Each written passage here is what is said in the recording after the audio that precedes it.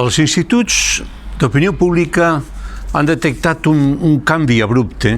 en la percepció que té la població respecte als problemes principals a què s'enfronta i a la salut.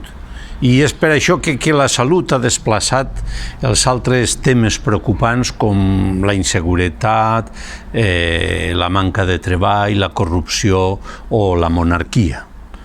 Hem acceptat i acceptem el confinament perquè en realitat ens hem fiat dels científics, però a més perquè la societat ha estat reblanida i modelada a base de dècades de polítiques de seguretat i d'inversió en armament i en forces armades.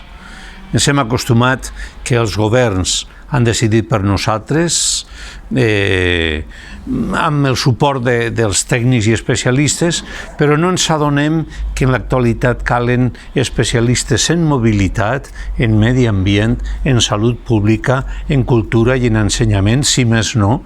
abans que en restauració i en polítiques de balneari.